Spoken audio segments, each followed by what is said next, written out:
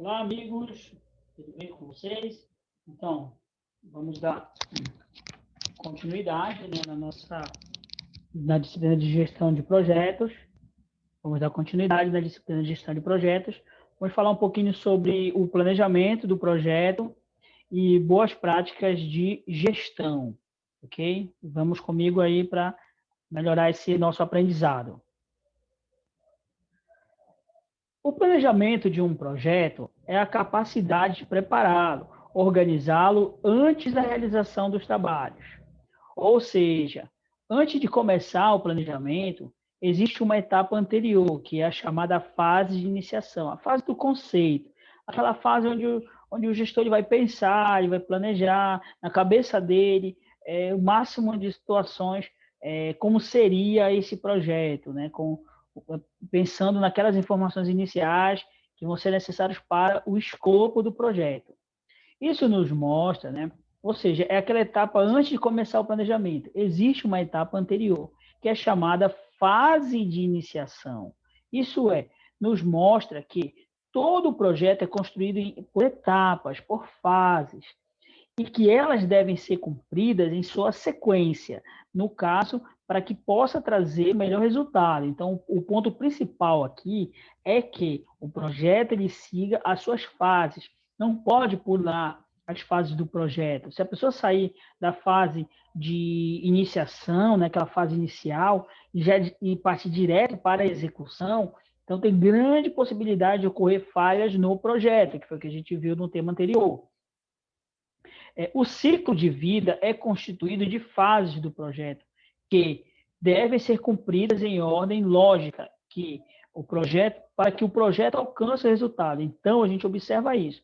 Por exemplo, eu vou construir uma casa. Eu não posso levantar diretamente as paredes. Eu preciso, primeiramente, preparar o terreno, ou até antes de preparar o terreno, eu preciso, primeiro, comprar o terreno, eu preciso murar ele, eu preciso depois limpar, contratar a empresa que vai fazer lá a terraplanagem, eu vou ter que ver a questão da parte hidráulica, né, de esgoto, preparar todinho aquele terreno, sondagem, compactação de solo, preparar ele todinho para que eu possa trazer uma equipe posterior né, digamos, de pessoal que vai fazer, né, as bases, as fundações, e depois das fundações, aí sim levantar as paredes, depois das paredes o piso, o teto, o acabamento. Então, tem etapas aí que eu não posso pular, porque com certeza esse projeto ele vai ter falhas. Então, é preciso entender que existe um ciclo, que é chamado de ciclo de vida do projeto, e que deve ser seguido essas etapas. O ciclo de vida do projeto, a gente observa aqui na imagem, ele começa, né, mostrando para a gente, então, através de uma curva, né, uma parábola aqui, onde nós temos aqui no primeiro eixo, né, o eixo Y, né, nós vamos ter o nível de custos, né, de custos e de pessoal. E vamos ter no eixo do tempo, o eixo X, nós vamos ter o tempo aqui, né? Então, observe, à medida que o tempo vai avançando, os custos, né, e pessoal, eles vão se elevando. Então, a gente observa aqui no gráfico, né, por exemplo, nós temos aqui no ponto inicial, no ponto zero, as saídas do gerenciamento do projeto, ou seja, aquele momento que vai começar a investir, a fase inicial do projeto. Observem que, com o passar do tempo, os gastos e pessoas vão sendo contratadas, então vai tendo uma elevação de gastos, né? Aí vai ter o termo de abertura, ou seja, que é um documento formal que dá a autorização para que comece a ser executado o projeto. Então, aqui nós temos nessa fase de iniciar o projeto, né, a parte de planejamento, toda essa parte aqui. Depois que é feito aqui o termo de abertura do projeto, deixa eu mostrar aqui para vocês.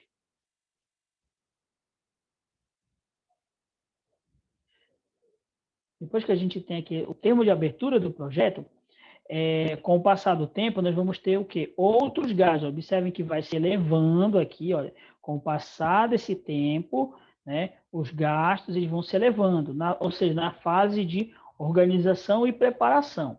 Aí nós vamos ter aqui o planejamento do gerenciamento do projeto, ou seja, aquela etapa onde vão ser preparados os planos, né, o cronograma, o orçamento, os procedimentos, os checklists de inspeção, de gestão de qualidade, e aí nós vamos ter a etapa em si da execução desse projeto. Nessa etapa, olha, observe bem que com o passar do tempo, os gastos eles vão se elevando, até chegar naquele ponto principal do projeto, o cume, né, o ápice do projeto. E aí, quando o projeto, então, ele vai ter a sua finalização, que é, como eu expliquei para vocês em outro momento, o projeto ele tem um início, ele tem um fim, um início e um fim. Então, ele tem aqui o seu momento principal. A partir desse ponto principal do projeto, nós vamos ter o quê? Com o passar do tempo, uma redução dos gastos. Então, vai começar a demitir as pessoas que já, digamos, os funcionários que eram necessários nas fases anteriores, já não são necessários agora nas fases atuais. Então, a gente começa a ter uma fase de demissão de pessoas.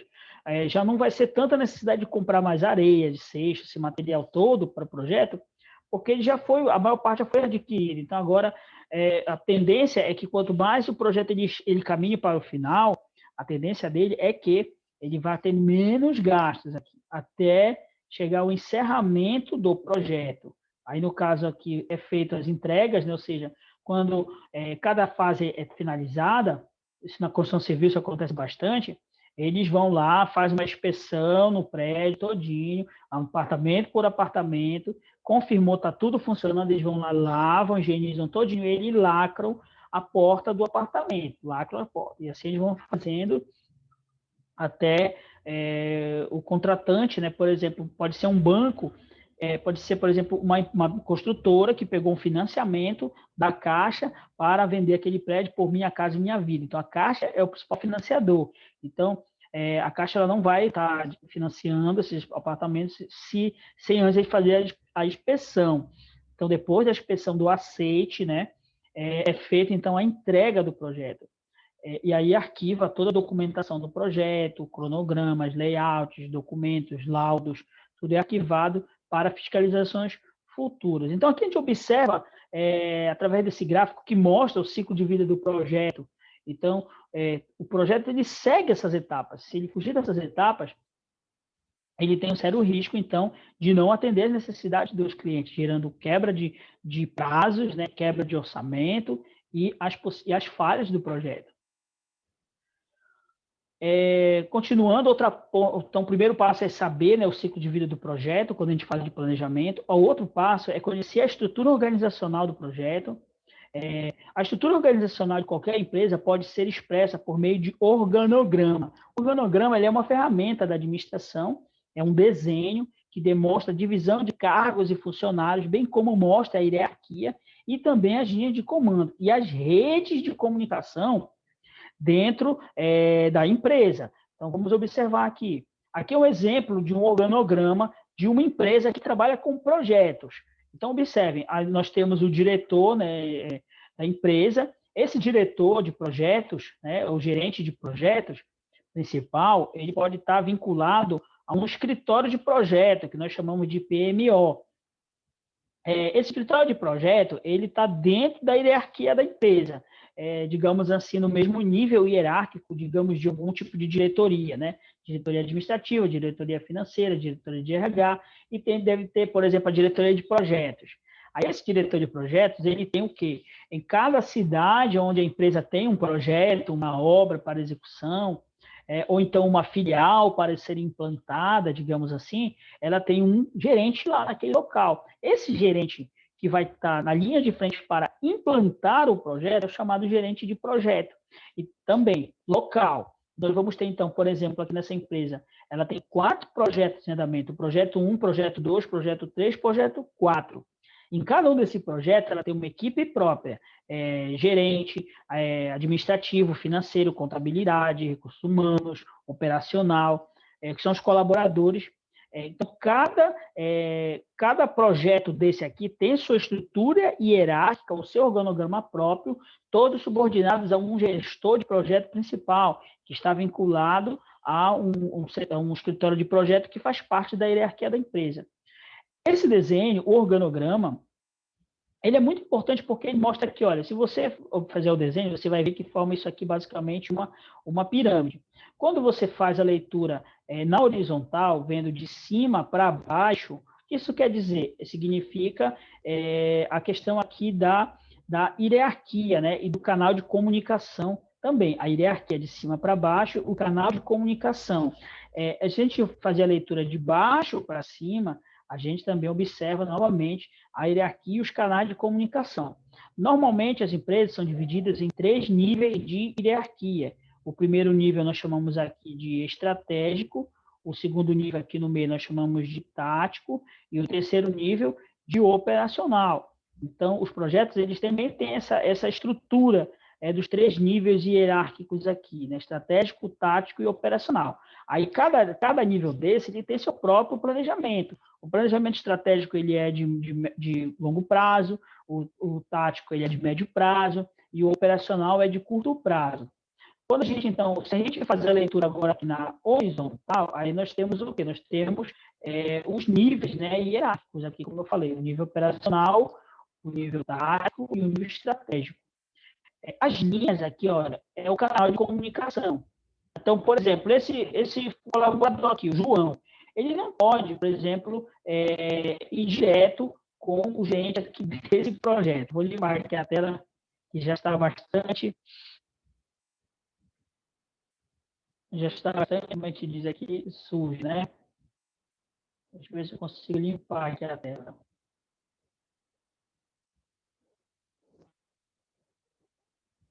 Isso. Então, por exemplo, esse colaborador aqui, ele não pode vir direto aqui com esse gestor de projeto. Ele tem que ter uma hierarquia.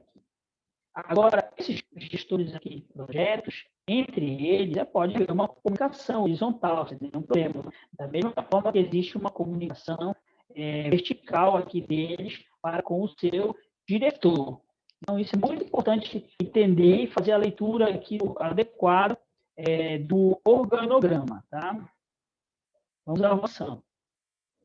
Esses organogramas podem ser feitos para uma empresa inteira, em que a gestão de projeto é apenas mais uma atividade dentro da organização, ou especificamente para um projeto. Como eu falei, ele pode fazer parte, por exemplo, esse organograma, ele faz parte da empresa no geral, mas dentro desse projeto aqui, existe outro organograma, com a sua equipe própria montada e constituída. Isso que ele está dizendo aqui. Ele pode ser feito dentro da organização ou específica para um projeto, de acordo com as variações, temos as seguintes estruturas.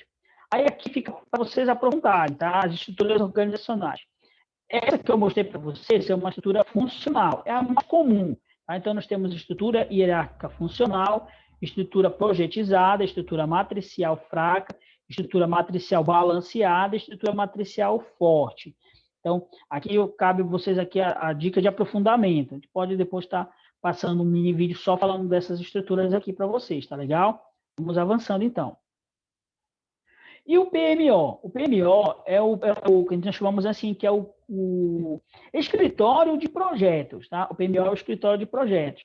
Então, o PMO também é chamado de escritório de gestão ou escritório de projetos. É um departamento que fica dentro da empresa, ele é um departamento dedicado a projetos. Lá estão os engenheiros, os projetistas, a parte administrativa, financeira, que é focada para aquele projeto. Esse escritório de projeto, ele pode ficar lá dentro do projeto, ele pode ficar na sede da empresa, que a gente chama de escritório de projeto corporativo, PMO corporativo. Tá? Então, ele é um departamento da empresa dedicado a projetos, normalmente composto por profissionais que já possuem vivência em projetos e conhecem a sua estrutura. Os tipos mais comuns de PMO que encontramos nas empresas são os escritórios de projetos autônomos, escritório de projeto departamental ou de suporte, e os escritórios de projetos corporativos, aquele que eu falei que ele é o principal, que fica na matriz da empresa, e ele está a par de todos os projetos que a empresa ela tem, digamos, no estado, no país, na cidade, sendo executados.